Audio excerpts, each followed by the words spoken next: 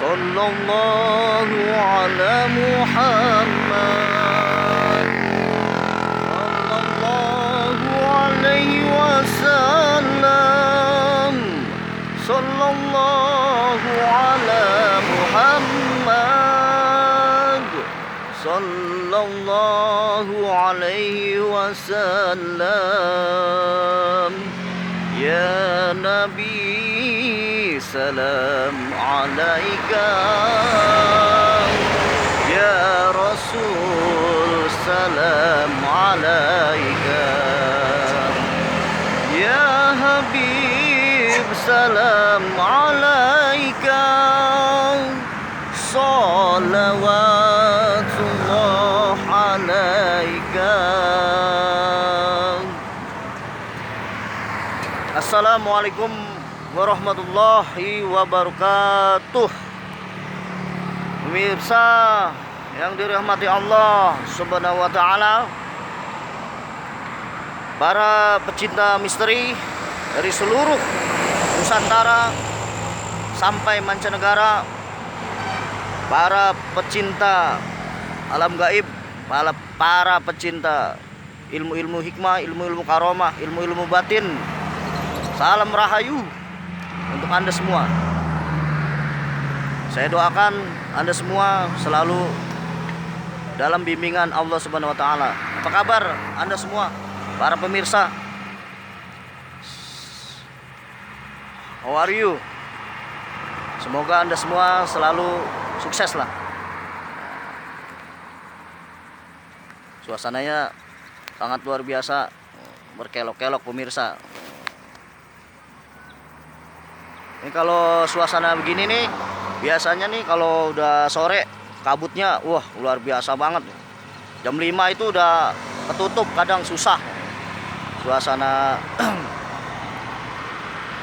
puncak model seperti ini nih, kabutnya luar biasa kalau udah sore, apalagi gerimis. Waduh, bagi anda semua yang senang jalan-jalan wilayah puncak tuh, kalau bisa jam-jam 5, yang buat kendara-kendara yang lain, sepeda motor, apa yang berkendara sepeda roda 4, kalau bisa ini hindari jam-jam 5-an ke atas, karena kabutnya itu tebal banget.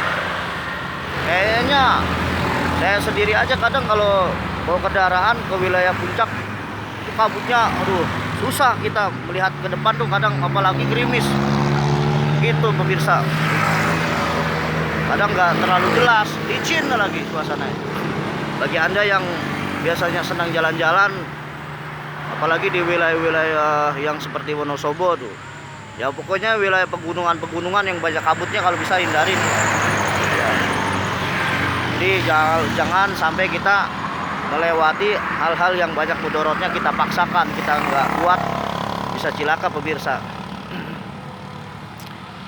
Oke, selawat. Kita selalu selawat pemirsa. Jangan sampai kita tinggalkan selawat pemirsa ya. Tema hari ini saya akan membahas soal amalan-amalan yang tidak sampai, amalan-amalan yang tertolak, la tuqbalu, ditolak pemirsa oleh Allah Subhanahu wa taala. Kenapa bisa terjadi hal demikian? Banyak seseorang beribadah, bahkan bukan hanya 5 waktu yang dia terapkan, yang dia jalankan, sholat sunnah yang lainnya, dia ahli sedekah di mana-mana, gak pernah kurang dia dalam ibadah haji umroh, selalu, mungkin ada yang setiap tahun bisa 2 kali.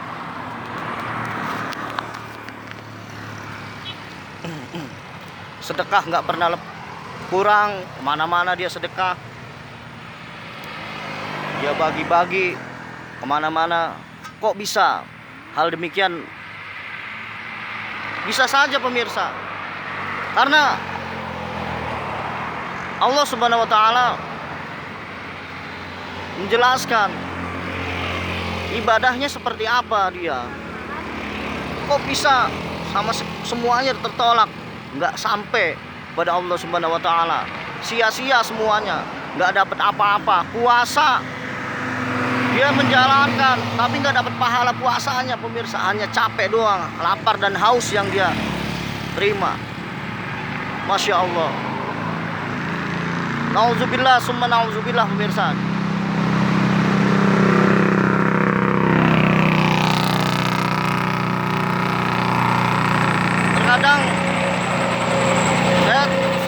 Terkadang banyak orang yang bercerita kepada saya, Pak Ustadz, saya sudah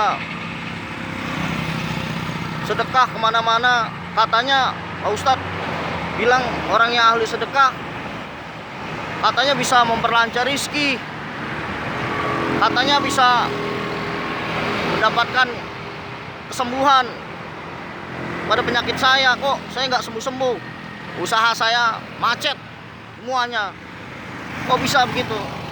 Ada yang demikian, Bu. Pemirsa, saya jelaskan satu persatu. Jangan bingung, jangan heran, karena kita sedekah sodako seperti apa, kok bisa tidak ada tanda-tandanya dalam kesuksesan. Jadi Anda semua harus memahami ilmunya. Kita sedekahnya seperti apa, atau kita menjalankan sesuatu harus ada ilmunya, harus dipahami ilmunya. Jangan kita melakukan sesuatu hal tanpa ilmu, pemirsa. Di Allah menjelaskan dalam hal semua hadis-hadisnya, hadis Rasulullah yang betul-betul sanadnya jelas, itu ada ilmunya semua, pemirsa. Mungkin aja Anda pengen pamer dilihat orang Anda sedekah, pengen dilihat orang begitu. Jadi jangan demikian.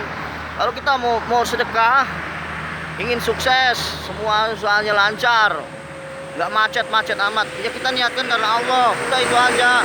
Tangan kanan memberi, tangan kiri diem. Bila perlu kita sedekah, hamba Allah, tulis saja seperti itu di masjid apa di mana, hamba Allah, tulis saja begitu. Insya Allah Allah akan memberikan apa yang pernah saya sampaikan di video yang lainnya, yang udah begitu. Dan bukan hanya itu, amal sedekahnya banyak yang tidak sampai kepada Allah Subhanahu wa taala. Saya jelaskan lebih dalam. Kenapa? Ya karena seperti itu, tidak tahu ilmunya. Sedekah aja. Dia tidak lihat di rumahnya ada yang susah, orang tuanya apa, dia tengok dulu. Jadi yang namanya sedekah bukan hanya uang, bukan. Sedekah kebaikan, silaturahmi, itu pun sama. Demikian.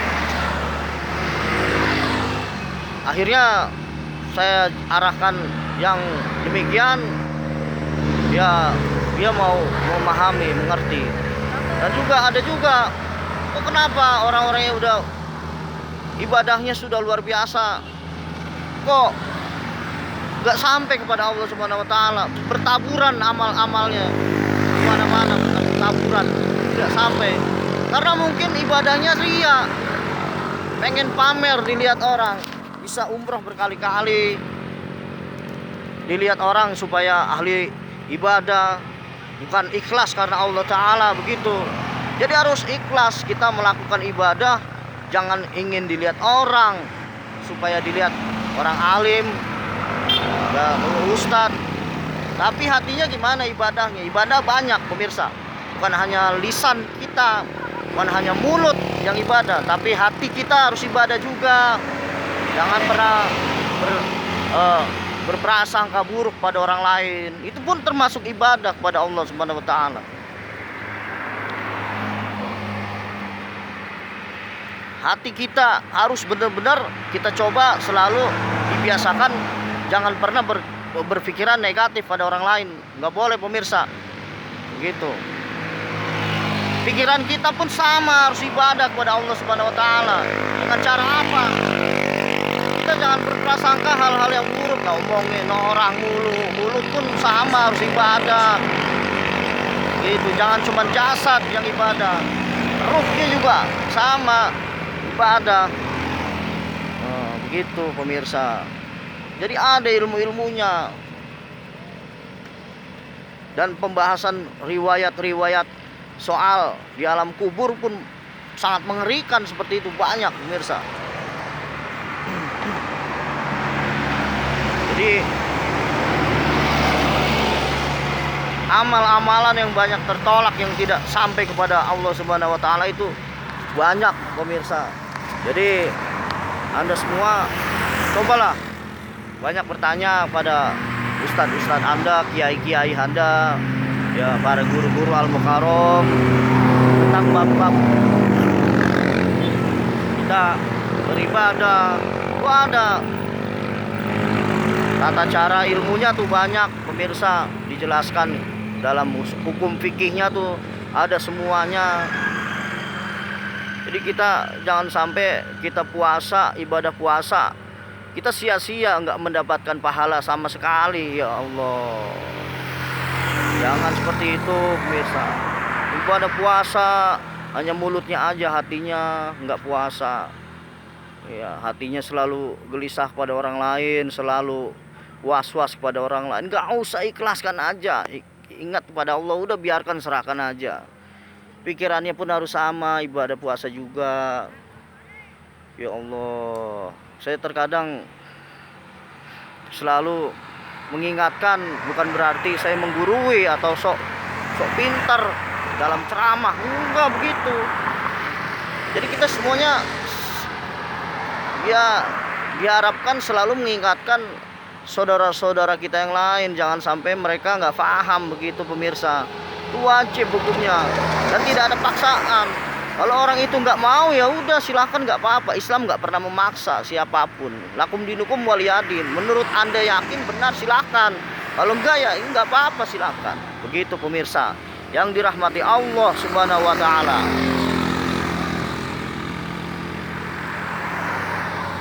Banyak seorang yang di alam kubur mereka bertanya-tanya karena merasa pede waktu di alam dunia, karena dia ibadahnya rajin. Ada suatu riwayat pemirsa, ini saya akan jelaskan. Ini betul-betul, ini nyata, kisah nyata pemirsa. Simak baik-baik pemirsa ya. Ada suatu riwayat, pada saat itu seorang syekh pada saat malam hari dia ingin mau ambil air wudhu, menimba air. Dilihat pada malam hari itu mungkin ya per 3 malam lah. Pada saat malam-malam itu ada makhluk dekat sumur. Dilihat, lalu didekatkan lah, ditanya. Ini kisah nyata pemirsa, tolong simak baik-baik. Setelah dia lihat, dia bertanya, "Assalamualaikum." Dijawablah oleh makhluk itu, ternyata dia menjawab, "Waalaikumsalam." "Siapakah Anda?" ditanya oleh syekh itu. Lalu makhluk itu menjawab, "Saya adalah malaikat catat amal baik." Lalu syekh itu merasa bahwa itu adalah seorang malaikat. Kesempatanlah dia ingin bertanya tentang amal-amal ibadah yang dia pernah lakukan ya.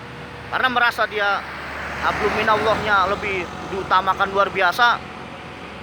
Jadi tanyalah pada malaikat itu, "Hai malaikat, adakah nama saya tercantum dalam buku itu?" Lalu malaikat menjawab, "Dalam buku ini, dalam buku amalan yang catatan yang saya catat, nama Anda tidak ada di sini, Syekh." Menangislah sejadi-jadinya Syekh itu pemirsa yang dirahmati Allah Subhanahu wa taala. Kenapa dia menangis? Karena dalam buku amalan itu tidak ada namanya tercantum pemirsa. Siapa yang nggak nangis, siapa yang nggak sedih, siapa yang nggak kecewa? Ibadah setiap hari dia jalankan pada Allah. Gak pernah kurang dalam berzikir pada Allah, selalu mengingat Allah. Kenapa? Lalu jawablah oleh malaikat itu, kamu hanya mementingkan urusan pribadi kamu sendiri. Soal apa? Dijawab oleh Syekh, ya karena kamu hanya ibadah kepada Allah semata. Lalu ibadah kamu kepada sesama gimana? Sesama makhluk ya Allah, sesama umat manusia. Bagaimana kamu?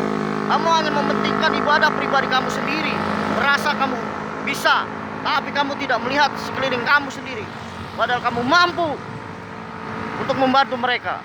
Lalu dijawab oleh Syekh itu. Lalu dia berpikir, lalu dia mohon ampun pada Allah. Jadi ada juga yang seperti itu pemirsa yang dirahmati Allah Subhanahu wa taala.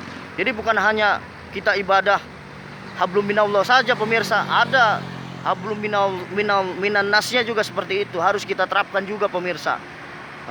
Dalam kitab-kitab soal ilmu fikih yang dijelaskan oleh Sultanul Aulia Syekh Abdul Qadir Al-Jailani, itu menjelaskan soal aspek beribadah pemirsa dalam usul fikihnya.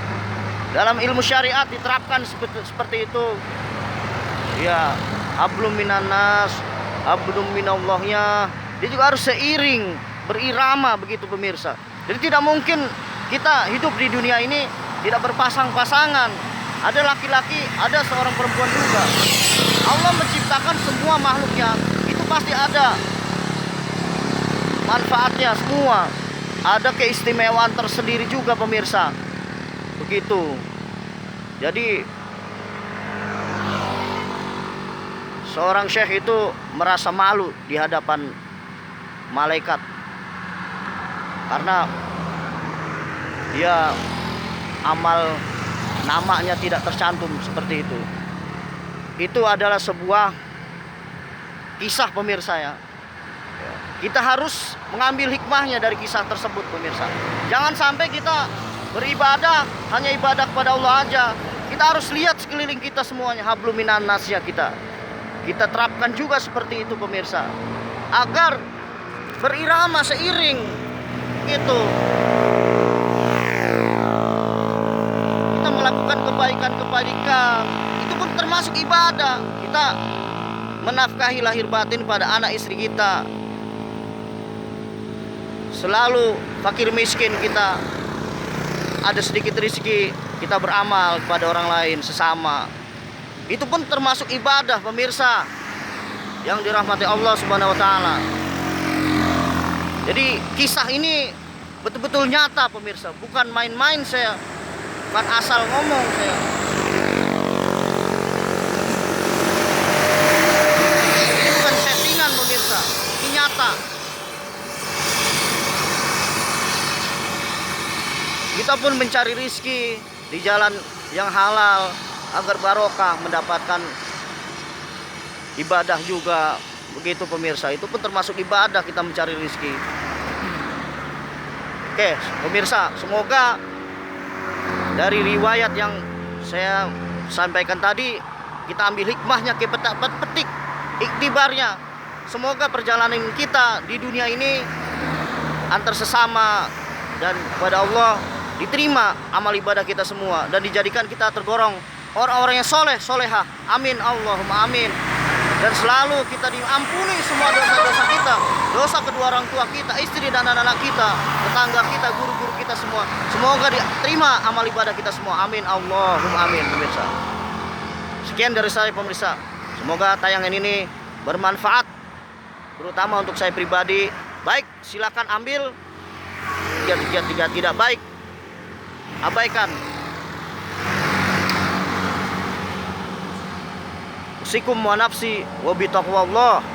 Wassalamualaikum warahmatullahi wabarakatuh.